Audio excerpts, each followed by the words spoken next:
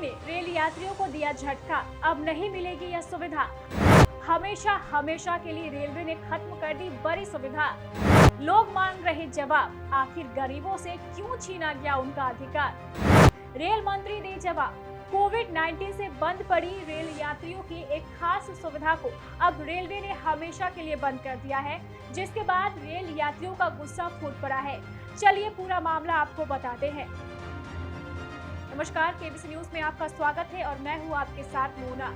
Rail मंत्री अश्विनी वैष्णव ने बड़ा ऐलान करते हुए रेल यात्रियों से एक महत्वपूर्ण सुविधा को छीन लिया है, जिसके बाद रेल यात्रियों का गुस्सा फूट पड़ा है। अब रेल यात्रियों को मिलने वाली रियायत नहीं मिलेगी। जैसा कि आपको पता है, ट्रेन टिकट की बुकिंग के दौरान बुजुर्गों को छूट दी जाती थी, लेकिन अब रेल मंत्री अश्विनी वैष्णव ने बड़ा ऐलान करते हुए इस रियायत को हमेशा के लिए खत्म कर दिया है।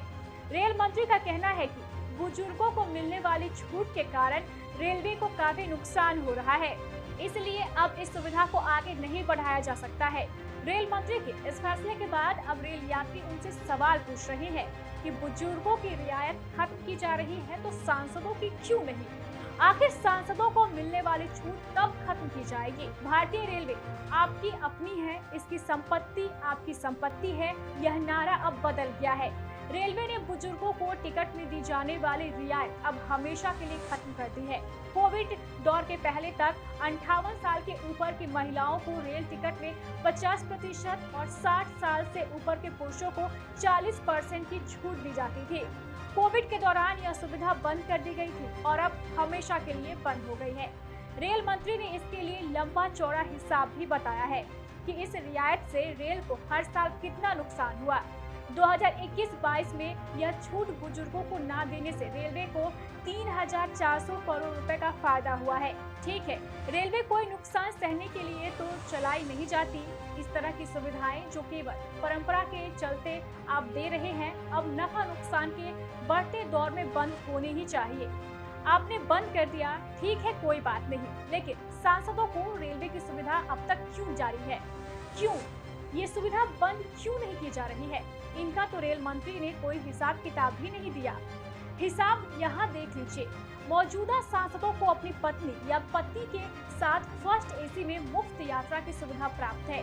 पूर्व सांसद को ऐसी ही सुविधा अपनी पत्नी या पति के साथ सेकंड एसी में और अकेले को फर्स्ट एसी में प्राप्त है। मजे की बात यह है कि यह सुविधा कोविड के दौर में भी बंद नहीं हुई। ये बात और है कि रेलवे को यह पैसा केंद्र सरकार चुकाती है, तो केंद्र सरकार के पास यह पैसा किसका है? हम आप जैसे करदाताओं का ही तो है। आरटीआई के जरिए मिली जानकारी बताती है कि पिछले 5 सालों में सांसदों और पूर्व सांसदों की रेल यात्राओं पर सरकार ने 62 करोड़ रुपए खर्च किए हैं। 1917 से 18 से 2021 और 22 तक मौजूदा सांसदों की रेल यात्रा के लिए 35.21 करोड़ रुपए और पूर्व सांसदों की रेल यात्रा के लिए 26.82 करोड़ रुपए का बिल लोकसभा सचिवालय को रेलवे ने भेजा है।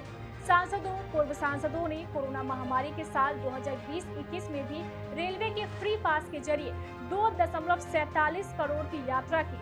अब आम आदमी सरकार से बस इतनी अरज लगा रहे हैं कि आम आदमी को रेलवे में कोई छूट ना देना हो तो मत दीजिए, लेकिन इन भरपेट वाले सांसदों की छूट तो तत्काल बंद करनी ही चाहिए। भारी भरकम वेतन, भत्तों और पेंशन के बावजूद सांसदों पूर्व सांसदों को इस तरह की छूट से क्यों रेलवे या सरकार को कोई नुकसान नहीं होता? ऐसे में सवाल यह भी है कि बुजुर्गों से उनका हक छीनना और सांसदों से नहीं, ये कहां तक सही है? क्या ऐसा होना चाहिए?